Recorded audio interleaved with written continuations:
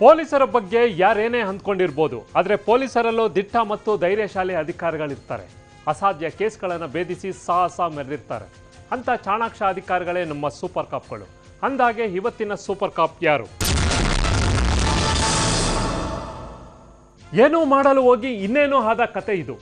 ಅಲ್ಲಿದ್ದ ಇಬ್ಬರ ಹುಡುಗರ ಪೈಕಿ ಒಬ್ಬತನಿಗೆ ಇನ್ನೇನು ಕೆಲವೇ ಕ್ಷಣದಲ್ಲಿ ತಾನು ಕೊಲೆ ಆಗ್ತೀನಿ ಅನ್ನೋದೇ ಗೊತ್ತಿರಲಿಲ್ಲ.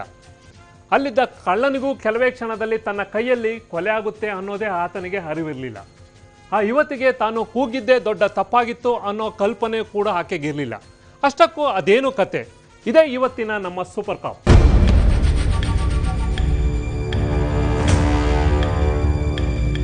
ಬೆಂಗಳೂರಿನ HAL ಏರಿಯಾದ ರಾತ್ರಿ 10:30 ಸಮಯ. ಮದುವೆಯೊಂದರ ರಿಸೆಪ್ಷನ್ ಮುಗಿಸಿ ಬಂದಿದ್ದ ಇಬ್ಬರು ಯುವಕರು ತಮ್ಮ ಪಲ್ಸರ್ ಬೈಕ್ ನಿಲ್ಲಿಸಿ ಅದೊಂದು ಅಂಗಡಿಯ ಸ್ಟೆಪ್ ಮೇಲೆ ಕುಳಿತಿದ್ರು. ಅವರದ್ದೇ ಲೋಕ, ಕೈಯಲ್ಲಿ ದಮ್ಮು. ಅಷ್ಟೊತ್ತಿಗೆ ಅದೊಬ್ಬಳು ಮಹಿಳೆ ಹಿಡೀರಿ ಹಿಡೀರಿ ಅಂತ ಕೂಗಾಡಿದ್ದು ಇಬ್ಬರಿಗೋ ಕೇಳಿಸಿದೆ. ಅಷ್ಟೇ, ಕೈಯಲ್ಲಿದ್ದ ದಮ್ ಬಿಸಾಕಿದ್ದ ಇಬ್ಬರು ಆಕೆ ಇದ್ದಲ್ಲಿ ಓಡಿದ್ದಾರೆ. ಅಲ್ಲಿ ಹೋಗಿ ಕೇಳಿದ್ರೆ ಚೈನ್ ಕಿತ್ಕೊಂಡು ಆತ ಎಸ್ಕೇಪ್ ಆಗ್ತಿದ್ದಾನೆ, ಆತನನ್ನ ಹಿಡೀರಿ ಅಂತ ಬೇಡಿಕೊಳ್ತಾಳೆ. ನೋಡಿದ್ರೆ ಕಪ್ಪು ಬಣ್ಣದ ಅದೊಂದು ಆಕ್ಟಿವಾದಲ್ಲಿ ಚೈನ್ ಕಿತ್ತ ಕಿರಾತಕನೊಬ್ಬ ಎಸ್ಕೇಪ್ ಆಗ್ತಿದ್ದ.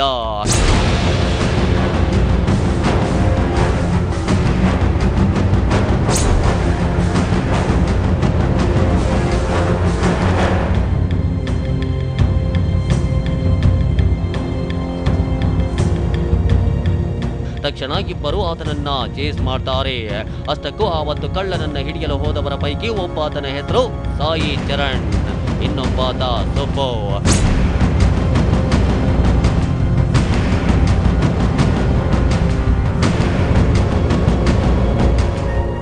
ಸಾಯಿ ಚರಣ್ ಬೈಕ್ ಓಡಿಸ್ತಾ ಇದ್ರೆ ಸುಬ್ಬು ಹಿಂದೆ ಕುಳಿತಿದ್ದ.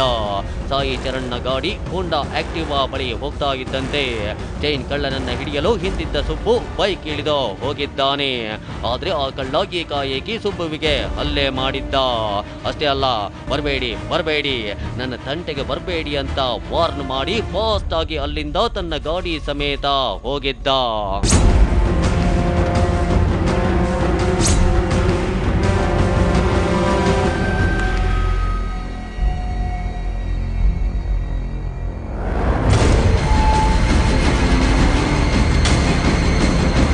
ಮುಂದೆ ಒದೆ ತಿಂದ ಸುಬ್ಬು ಅಲ್ಲೇ ಇದ್ರೆ ಸಾಯಿ ಚರಣ್ ಪಲ್ಸರ್ ಓಡಿಸಿಕೊಂಡು ಆ ಕಳ್ಳನ ಹಿಂದೆ ಹೊರಟಿದ್ದಾನೆ.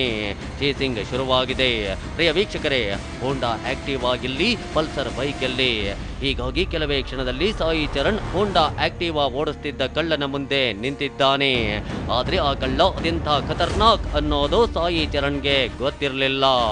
ಬೇಡ ಬೇಡ ಅಂದ್ರೂ ಹಿಡಿಯಲು ಬಂದ್ಯಾ ಅಂತ ಸಿಟ್ಟಾದ ಆತ ತನ್ನ ಬಳಿಯಿದ್ದ ಚಾಕುವಿನಿಂದ ಸಾಯಿ ಚರಣ್ ಬೆನ್ನಿಗೆ ಸಿಕ್ಕ ಹಾಗೆ ಇರಿದಿದ್ದಾನೆ. ಅಷ್ಟೇ, ಅಲ್ಲಿಂದ ಕ್ಷಣ ಮಾತ್ರದಲ್ಲಿ ಎಸ್ಕೇಪ್ ಆಗಿದ್ದಾನೆ. ಇತ್ತ ಸಾಯಿ ಚರಣ್ ರಕ್ತದ ಮಡುವಿನಲ್ಲಿ ಬಿದ್ದಿದ್ದ.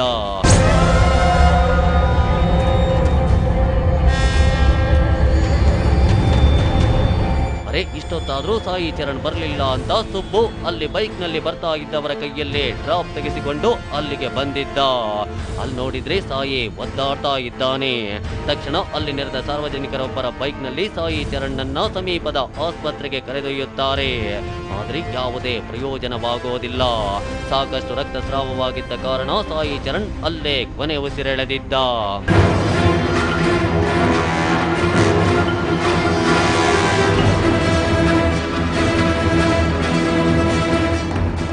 ಕೆಲವೇ ಹೊತ್ತಿನ ಹಿಂದೆ ಖುಷಿಯಾಗಿ ಸಾಯಿ ಚರಣ್ ಅದೊಂದು ಮದುವೆ ಅಟೆಂಡ್ ಮಾಡಿದ್ದ. ಗೆಳೆಯನೊಬ್ಬನ ಜೊತೆ ನಿಂತು ಸಿಗರೇಟ್ ಸೇತ್ತಾ ಇದ್ದ. ಆದರೆ ಅಲ್ಲಿ ಮತ್ತಾರಿಗೂ ಸಹಾಯ ಮಾಡಲು ಹೋಗಿ ಆತ ಅನ್ಯಾಯವಾಗಿ ಸಾವನ್ನಪ್ಪಿದ್ದ. ಕಾರಣವಲ್ಲದ ಕಾರಣಕ್ಕಾಗಿ ಆತ ಕೊಲೆಯಾಗಿ ಹೋಗಿದ್ದ. ಪಾಪ ಕಣ್ರಿ, ಪಾಪ. ಅದ್ಯಾರೋ ಮಹಿಳೆಗೆ ಹೆಲ್ಪ್ ಮಾಡಲು ಹೋಗಿ ಅನ್ಯಾಯವಾಗಿ ಸಾಯಿ ಚರಣ್ ಕೊಲೆಯಾಗಿ ಹೋಗಿದ್ದ. ಯಾವಾಗ ಇಷ್ಟೆಲ್ಲ ಆಯ್ತೋ HAL ಪೊಲೀಸರು ಆಸ್ಪತ್ರೆಗೆ ಬಂದಿದ್ರು. ನಂತರ ನಡೆದ ಘಟನೆ ಬಗ್ಗೆ ಸಾಯಿ ಚರಣ್ ಸ್ನೇಹಿತ ಪೊಲೀಸರಿಗೆ ದೂರು ನೀಡಿದ್ದಾನೆ. ಕೊಲೆ ಪ್ರಕರಣ ದಾಖಲಿಸಿಕೊಂಡ ಇನ್ಸ್ಪೆಕ್ಟರ್ ಸಾದಿಕ್ ಪಾಷಾ ತಕ್ಷಣ DCP ನಾರಾಯಣ್ ಹಾಗೂ ಹೆಚ್ಚುವರಿ ಪೊಲೀಸ್ ಆಯುಕ್ತ ಹೇಮಂತ್ ನಿಂಬಾಳ್ಕರ್ ಗಮನಕ್ಕೆ ಈ ವಿಚಾರವನ್ನ ತರ್ತಾರೆ.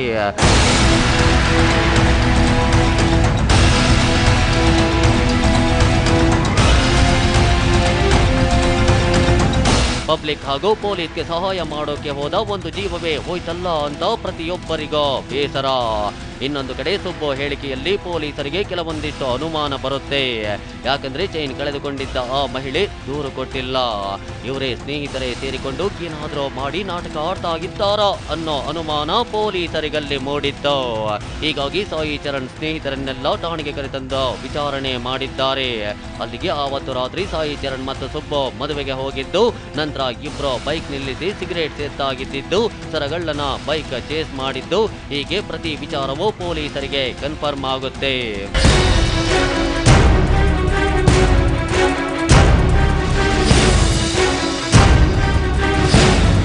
ಅಲ್ಲಿ ಒಂದು ಚೈನ್ ಸ್ನ್ಯಾಚಿಂಗ್ ಅಟೆಂಪ್ಟ್ ಮಾಡುವ ಸಂದರ್ಭದಲ್ಲಿ ಗಲಾಟೆ ಆದಾಗ, ಕೂಗಾಟ ಆದಾಗ, ಇವನು ಓಡಿ ಹೋಗುವುದ ಪ್ರಯತ್ನದಲ್ಲಿ ಇದ್ದಾಗ ಸಾಯಿ ಚರಣ್ ಅಂತ ಒಬ್ಬರು ಇವನಿಗೆ ಅಡ್ಡ ಮಾಡಿ ತಡೆಗಟ್ಟಲು ಪ್ರಯತ್ನ ಮಾಡ್ತಾ ಇದ್ದಾಗ ಅವನು ತನ್ನಲ್ಲಿ ಇರತಕ್ಕಂಥ ಚಾಕುನಿಂದ ಸಾಯಿ ಚರಣ್ ಅವರಿಗೆ ಚುಚ್ಚಿರ್ತಾನೆ.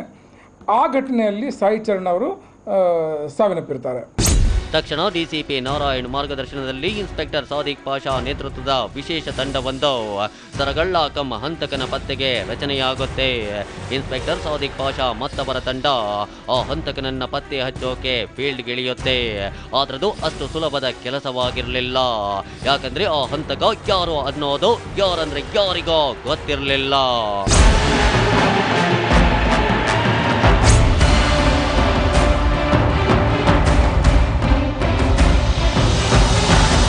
ಕತ್ತಲಲ್ಲಿ ಬಂದಿದ್ದ ಚೈನ್ ಕಳ್ಳ ಅಲ್ಲಿ ಕೊಲೆಯೊಂದನ್ನು ಮಾಡಿ ಎಸ್ಕೇಪ್ ಆಗಿದ್ದ. ಆತನ ಬಗ್ಗೆ ಸರ ಕಳೆದುಕೊಂಡವರಿಗಾಗ್ಲಿ ಕೊಲೆ ಆದವನ ಗೆಳೆಯನಿಗಾಗ್ಲಿ ಏನೇನೂ ಗೊತ್ತಿರಲಿಲ್ಲ. ಆದರೆ ಪೊಲೀಸರು ಕೈಕಟ್ಟಿ ಕೂರುವಂತಿರಲಿಲ್ಲ. ಮುಂದೇನಾಯ್ತು ತೋರಿಸ್ತೀವಿ ಸಣ್ಣದೊಂದು ಬ್ರೇಕ್ನ ನಂತರ.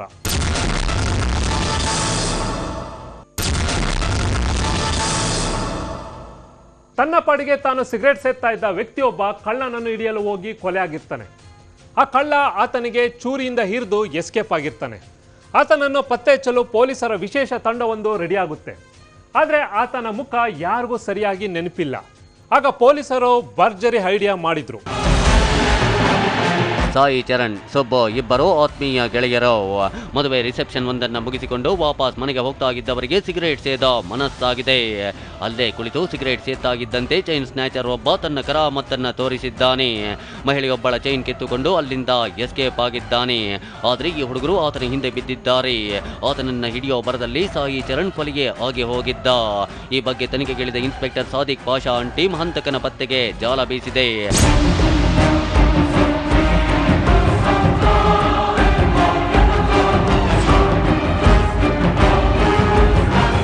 ಆದರೆ ಆತ ಯಾರು, ಎಲ್ಲಿದ್ದಾನೆ ಅನ್ನೋದೇ ಪೊಲೀಸರಿಗೆ ಗೊತ್ತಾಗೋದಿಲ್ಲ. ಮುಂದೆ ಪೊಲೀಸರು ದೂರು ದಾಖಲಿಸಿದ್ದ ಸುಬ್ಬುವನ್ನ ಮತ್ತೆ ಠಾಣೆಗೆ ಕರೆಸಿದ್ದಾರೆ. ಮತ್ತೊಮ್ಮೆ ಆತನ ಹೇಳಿಕೆಯನ್ನ ಪಡೆದುಕೊಳ್ತಾರೆ. ಅಷ್ಟೇ ಅಲ್ಲ, ಆವತ್ತು ಚೈನ್ ಕಳೆದುಕೊಂಡಿದ್ದ ಮಹಿಳೆಯನ್ನು ಕೂಡ ಪತ್ತೆ ಹಚ್ಚಿ ವಿಚಾರಣೆ ಮಾಡ್ತಾರೆ. ಆದರೆ ಪ್ರತಿಯೊಬ್ಬರು ಹೇಳಿದ್ದೊಂದೇ, ಕಳ್ಳ ಪುಲೋವರ್ ಶರ್ಟ್ ಧರಿಸಿದ್ದ, ಮುಖಕ್ಕೆ ಸ್ಕಾರ್ಫ್ ಕಟ್ಟಿಕೊಂಡಿದ್ದ ಅಂತ. ಇದರ ನಡುವೆ ಪೊಲೀಸರಿಗೆ ಗೊತ್ತಾಗಿದ್ದೇನೆಂದ್ರೆ ಆತ ಕಪ್ಪಗಿದ್ದಾನೆ, ಜೊತೆಗೆ ತೆಳ್ಳಗಿದ್ದಾನೆ ಅನ್ನೋದಷ್ಟೇ. ಆತ ಬಂದಿದ್ದು ಬ್ಲಾಕ್ ಕಲರ್ ಆಕ್ಟಿವಾದಲ್ಲಿ ಅನ್ನೋ ಮಾಹಿತಿ ಕೂಡ ಸಿಕ್ಕಿದೆ. ನಂತರ ಪೊಲೀಸರು ಘಟನೆ ನಡೆದ ಸ್ಥಳ ಹಾಗೂ ಅದರ ಸುತ್ತಮುತ್ತಲಿದ್ದ ಸ್ಥಳಗಳ ಪರಿಶೀಲನೆ ನಡೆಸ್ತಾರೆ.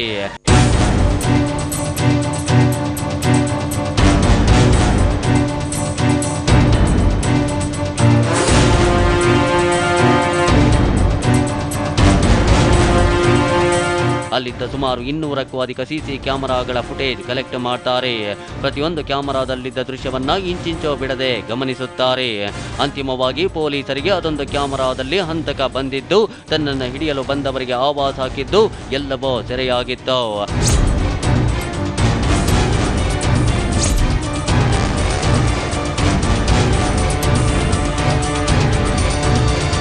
ದುರಂತ ಅಂದ್ರೆ ಹಂತಕನ ಮುಖ ಯಾವ ಕ್ಯಾಮರಾದಲ್ಲೋ ದಾಖಲಾಗಿರಲಿಲ್ಲ.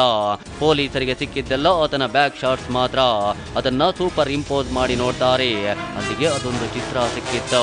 ಹಂತಕನ ಬಾಡಿ ಲ್ಯಾಂಗ್ವೇಜ್ ಮತ್ತು ಗಾಡಿ ಓಡಿಸೋ ಸ್ಟೈಲ್ ಪೊಲೀಸರಿಗೆ ಗೊತ್ತಾಗಿತ್ತು. ತಕ್ಷಣ ಪೊಲೀಸರ ಟೀಮ್ ಆ ಏರಿಯಾ ಮತ್ತು ಸುತ್ತಮುತ್ತಲಿದ್ದ ಏರಿಯಾಗಳಲ್ಲಿ ಯಾರ್ಯಾರ ಬಳಿ ಬ್ಲಾಕ್ ಕಲರ್ ಹೋಂಡಾ ಆಕ್ಟಿವ್ ಆಗಿದೆ ಅನ್ನೋದನ್ನ ಲಿಸ್ಟ್ ಮಾಡ್ತಾರೆ. ಅವರೆಲ್ಲರನ್ನೂ ತಂದು ವಿಚಾರಣೆ ಮಾಡ್ತಾರೆ. ಅಷ್ಟೇ ಅಲ್ಲ, ಸಿಸಿ ಕ್ಯಾಮೆರಾದಲ್ಲಿ ಸೆರೆಯಾಗಿರೋ ವ್ಯಕ್ತಿಯ ಪರ್ಸನಾಲಿಟಿಗೆ ಸೂಟ್ ಆಗೋ 50ರಿಂದ 60 ಹುಡುಗರನ್ನ ಕರೆತಂದ ವಿಚಾರಣೆ ನಡೆಸ್ತಾರೆ. ಆದ್ರೆ ಎಲ್ಲೂ ಯಾವ ಕ್ಲೂ ಕೂಡ ಸಿಗೋದಿಲ್ಲ.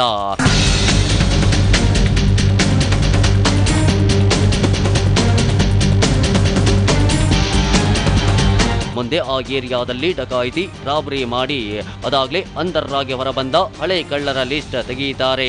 ಅವರನ್ನೆಲ್ಲ ಕರೆತಂದ ವರ್ಕೌಟ್ ಮಾಡ್ತಾರೆ. ಅದರಲ್ಲೊಬ್ಬಾತನ ಅಪ್ಪ ಪೊಲೀಸರಿಗೆ ಆವಾಜ್ ಬಿಡತೊಡಗಿದ್ದ. ಏನ್ರಿ, ಎಲ್ಲೇ ಏನೇ ಆದ್ರೂ ನನ್ನ ಮಗನನ್ನ ಕರೆತಂದು ಎನ್ಕ್ವೈರಿ ಮಾಡ್ತೀರಾ ಅಂತ ದೊಡ್ಡ ಧ್ವನಿಯಲ್ಲೇ ಮಾತಾಡ್ತಿದ್ದ. ತಕ್ಷಣ ಡಿಸಿಪಿ ನಾರಾಯಣ್, ಆಯ್ತ್ರಿ ಆಯ್ತು, ಕರ್ಕೊಂಡು ಹೋಗಿ ನಿಮ್ಮ ಮಗನನ್ನ ಅಂದಿದ್ರು. ಅಷ್ಟಕ್ಕೂ ಆ ಹುಡುಗನ ಹೆಸರು ಜಾನ್ಸನ್.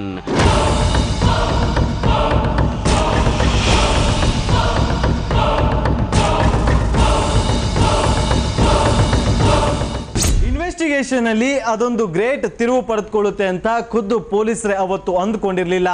ಯಾಕಂದ್ರೆ ಹೊರಗೆ ಹೋಗದಂತ ಹುಡುಗನನ್ನ ಗಮನಿಸಿದ ಪೊಲೀಸರಿಗೆ ಅಲ್ಲೊಂದು ವಿಷಯ ಫ್ಲಾಶ್ ಆಗಿತ್ತು.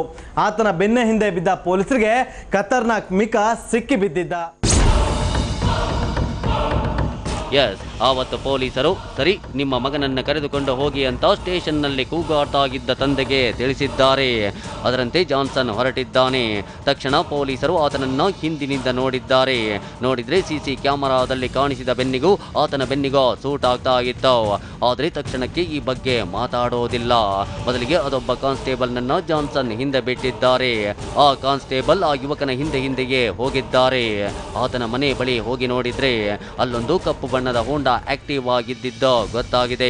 ತಕ್ಷಣ ಆತನನ್ನ ಮತ್ತೆ ಠಾಣೆಗೆ ಕರೆಸಿದ್ದಾರೆ. ಸಿಸಿಟಿವಿಯಲ್ಲಿ ಸಿಕ್ಕ ಫೋಟೋ ಮಾದರಿಯಲ್ಲಿಯೇ ಜಾನ್ಸನ್ ನನ್ನ ಗಾಡಿಯೊಂದರ ಮೇಲೆ ಕೂರಿಸಿ ಹಿಂದಿನಿಂದ ಫೋಟೋ ಹೊಡೆಸಿದ್ದಾರೆ.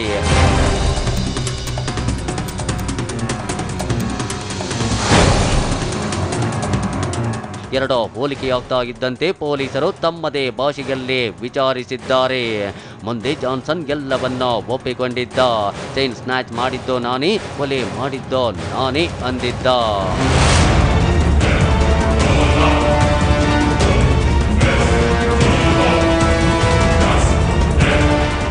ಅಮಾಯಕ ಒಬ್ಬನ ಮರ್ಡರ್ ಕೇಸ್ ಅಲ್ಲಿ ಟ್ರೇಸ್ ಔಟ್ ಆಗಿತ್ತು.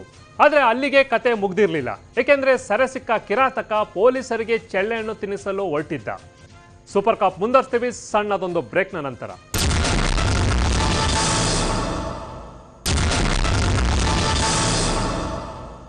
ಜಾನ್ಸನ್ ಅನ್ನೋ ಕಳ್ಳನೊಬ್ಬ ತನ್ನನ್ನು ಹಿಡಿಯಲು ಬಂದ ಯುವಕನನ್ನು ಕೊಂದೇ ಹಾಕಿದ್ದ.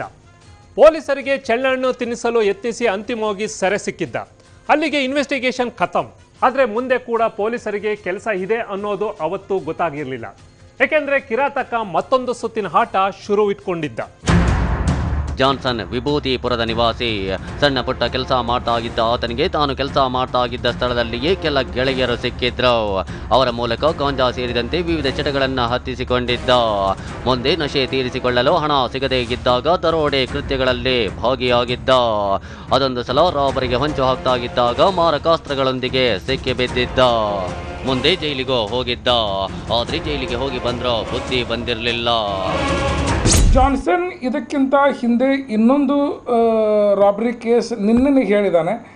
HL ಪೊಲೀಸ್ ಸ್ಟೇಷನ್ ಲಿಮಿಟ್ಸಲ್ಲಿ ಈ ಒಂದು ಕಾರ್ಯವ್ಯಾಪ್ತಿ ಅಂತ ಇಲ್ಲಿವರೆಗೂ ಬಂದಂಥ ಮಾಹಿತಿ ಪ್ರಕಾರ ಮತ್ತು ಇಲ್ಲಿವರೆಗೂ ಮಾಡಿರ್ತಕ್ಕಂಥ ಇಂಟ್ರೋಗೇಷನ್ ಪ್ರಕಾರ ನಮಗೆ ಲಭ್ಯ ಆಗಿರುವ ಮಾಹಿತಿ. ಆದರೆ ಇನ್ನೂ ಇವನು ಎಲ್ಲಿ ಬೇರೆ ಕಡೆ ಈ ಥರ ಅಪರಾಧಗಳು ಮಾಡಿದ್ದಾನೆ, ಏನಾದರೂ ಸಹಚರಗಳ ಜೊತೆ ಸೇರಿ ಏನಾದರೂ ಬೇರೆ ಅಪರಾಧಗಳಿಗೆ ಭಾಗಿಯಾಗಿದ್ದಾನೆ, ಇದೆಲ್ಲ ಕುಲಂಕುಷ ವಿಚಾರಣೆಗಳು ಮುಂದಿನ ತನಿಖೆಯಲ್ಲಿ ನಾವು ಪರಿಶೀಲಿಸ್ತೀವಿ. ಸರಗಳ್ಳತನ, ದರೋಡೆ ಹೀಗೆ ತನ್ನ ಕೃತ್ಯವನ್ನ ಮುಂದುವರೆಸಿದ್ದ. ಮತ್ತೊಮ್ಮೆ ಸರಗಳ್ಳತನ ಮಾಡಲು ಹೋಗಿ ಸಿಕ್ಕಿ ಬೀಳೋ ಹಂತದಲ್ಲಿದ್ದ. ಆದ್ರೆ ಕೊಲೆ ಮಾಡೋ ಉದ್ದೇಶ ಇರಲಿಲ್ಲ. ಅನ್ಎಕ್ಸ್ಪೆಕ್ಟೆಡ್ ಆಗಿ ಅಲ್ಲಿ ಕೊಲೆಯಾಗಿ ಹೋಗಿತ್ತು. ಮುಂದೆ ಪೊಲೀಸರಿಗೆ ಸಿಕ್ಕಿ ಬಿದ್ದಾಗ ತಾನೇ ಕೊಂದೆ ಅಂತ ಒಪ್ಪಿಕೊಂಡಿದ್ದ. ಇನ್ನೇನು ಅವನನ್ನ ಸ್ಥಳಕ್ಕೆ ಕರೆದೊಯ್ದು ಪಂಚನಾಮೆ ಮಾಡಬೇಕಿತ್ತು. ಅದರಲ್ಲಿ ಆರೋಪಿ ಬೀರಿಯದ್ದೇ ಸ್ಕೆಚ್ ಹಾಕಿದ್ದ.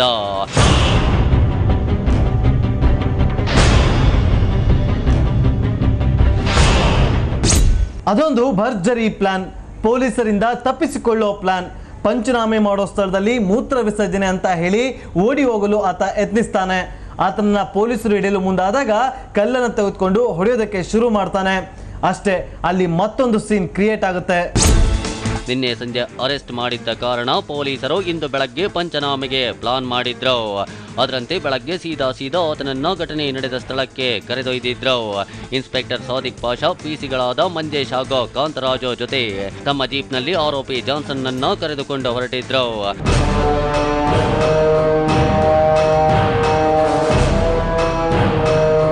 ಅದರಂತೆ ಹೊರಟ ಪೊಲೀಸರು ಅಂಗಸಂದ್ರ ಕೆರೆ ರಸ್ತೆ ಮಾರ್ಗವಾಗಿ ಅಲ್ಲಿಗೆ ಹೊರಟಿದ್ರು. ಈ ವೇಳೆ ಕೆರೆ ಕಂಡ ಕೆಡಿ ಜಾನ್ಸನ್ ತಾನು ಮೂತ್ರ ವಿಸರ್ಜನೆ ಮಾಡಬೇಕು, ಜೀಪ್ ನಿಲ್ಲಿಸಿ ಅಂತ ಕೇಳಿದ್ದ. ಅದರಂತೆ ಪೊಲೀಸ್ ಪೇದೆಗಳಾದ ಕಾಂತ ಮತ್ತು ಮಂಜೇಶ್ ಆರೋಪಿಯನ್ನ ಜೀಪ್ನಿಂದ ಇಳಿಸಿಕೊಂಡು ಕರೆದೊಯ್ದಿದ್ರು. ಆದ್ರೆ ಈ ವೇಳೆ ಜಾನ್ಸನ್ ಅಲ್ಲಿ ತನ್ನ ಅಸಲಿ ವರಸೆ ತೋರಿಸಿದ್ದ.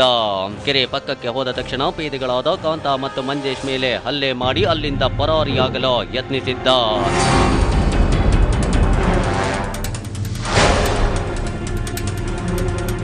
ಇವತ್ತು ಬೆಳಗ್ಗೆ ಸುಮಾರು 10 ಗಂಟೆಗೆ ಈ HAL ಪೊಲೀಸ್ ಸ್ಟೇಷನ್ ಲಿಮಿಟ್ಸಲ್ಲಿ ಒಂದು 10ನೇ ತಾರೀಕು ಜೂನ್ 10ನೇ ತಾರೀಕು ಒಂದು ಮರ್ಡರ್ ಆಗುತ್ತೆ. ಆ ಮರ್ಡರ್ ಕೇಸನ್ನು ಅಕ್ಯೂಸ್ಡ್ ಜಾನ್ಸನ್ ಅಂತ ಅವನಿಗೆ ನಿನ್ನೆ ಬಂಧನ ಮಾಡಲಾಗಿತ್ತು. ಜಾನ್ಸನ್ಗೆ ಆ ಮರ್ಡರ್ ಕೇಸ್ ಸಂಬಂಧಪಟ್ಟಂತೆ ಇರತಕ್ಕಂಥ ಇನ್ವೆಸ್ಟಿಗೇಷನ್ಗೆ ಕರೆದು ಹೋದಾಗ ಅಲ್ಲಿ ನ್ಯಾಚುರಲ್ ಕಾಲ್ದು ಒಂದು ಕಾರಣ ಕೊಟ್ಟು ಗಾಡಿಯಿಂದ ಕೆಳಗಡೆ ಇಳಿದು ಅವನಿಗೆ ಹಿಡಿದಿದ್ದ 2 ಕ್ರೈಮ್ ಕಾನ್ಸ್ಟೇಬಲ್ ಮೇಲೆ ಅವನು ಅಟ್ಯಾಕ್ ಮಾಡ್ತಾನೆ. ಇದನ್ನು ನೋಡಿದ ಇನ್ಸ್ಪೆಕ್ಟರ್ ಸಾದಿಕ್ ಪಾಷಾ ಆತನಿಗೆ ಕೂಗಿ ನಿಲ್ಲಲು ವಾರ್ನ್ ಮಾಡಿದ್ದಾರೆ. ಈ ವೇಳೆ ಜಾನ್ಸನ್ ನಿಲ್ಲದೆ ಓಡಲು ಶುರು ಮಾಡಿದ್ನಂತೆ. ಆಗ ಇನ್ಸ್ಪೆಕ್ಟರ್ ಸಾದಿಕ್ ಪಾಷಾ ಅನಿವಾರ್ಯವಾಗಿ ತಮ್ಮ ರಿವಾಲ್ವರ್ ಹೊರತೆಗೆದಿದ್ದಾರೆ. ಆತನ ಕಾಲಿಗೆ ಗುಂಡಿಕ್ಕಿದ್ದಾರೆ.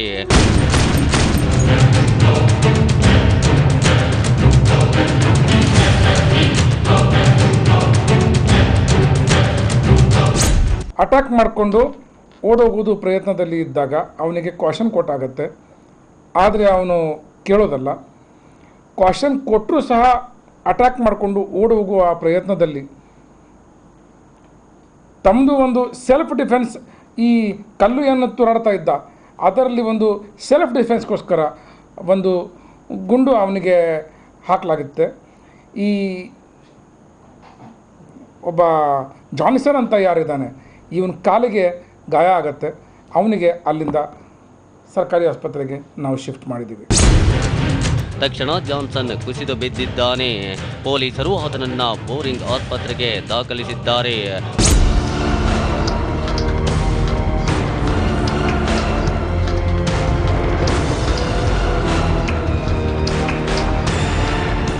ಪುಣ್ಯಕ್ಕೆ ಆತನ ಪ್ರಾಣ ಹೋಗಿಲ್ಲ ಅನ್ನೋದಷ್ಟೇ ಸಮಾಧಾನ. ಆಸ್ಪತ್ರೆ ಬೆಡ್ ಮೇಲೆ ಮಲಗಿಯೇ ಆತ ತನ್ನೆಲ್ಲ ತಪ್ಪನ್ನ ಹೇಳಿಕೊಳ್ಳತೊಡಗಿದ್ದ.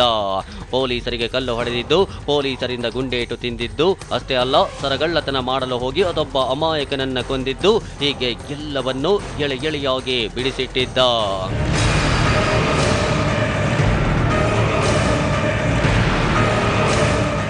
ಈಗ ಎಲ್ಲವನ್ನೂ ನೋವಿನಿಂದ ಹೇಳಿದ್ರೆ ಅದೇನು ಉಪಯೋಗ ಹೇಳಿ? ಅದೊಬ್ಬ ಅಮಾಯಕ ಈತನ ದುಷ್ಕೃತ್ಯದಿಂದ ಪ್ರಾಣವನ್ನೇ ಕಳೆದುಕೊಂಡಿದ್ದಾನೆ. ಸರಗಳ್ಳನನ್ನ ಹಿಡಿಯಲು ಹೋದ ತಪ್ಪಿಗೆ ಖುದ್ದು ಬಲಿಯಾಗಿ ಹೋಗಿದ್ದಾನೆ.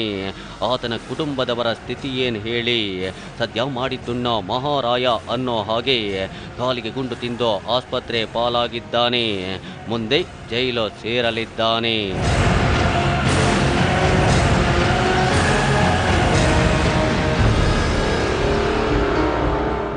ಯಾರೇನೇ ತಪ್ಪು ಮಾಡಿದ್ರೂ ಬಹಳ ದಿನ ಮುಚ್ಚಿಡಕ್ಕಾಗಲ್ಲ. ಒಂದಲ್ಲ ಒಂದಿನ ಪೊಲೀಸರ ಕೈಗೆ ಸಿಕ್ಕಾಕೊಳ್ಳೇಬೇಕು. ಇಂಥ ಮತ್ತಷ್ಟು ರೋಚಕ ಇನ್ವೆಸ್ಟಿಗೇಷನ್ ಸ್ಟೋರಿ ಜೊತೆ ಮುಂದಿನ ಶನಿವಾರ ಮತ್ತೆ ಬರುತ್ತೆ ಸೂಪರ್ ಕಾಪ್. ನಿರಂತರ ಸುದ್ದಿಗಾಗಿ ನೋಡ್ತಾ ಇರಿ TV9.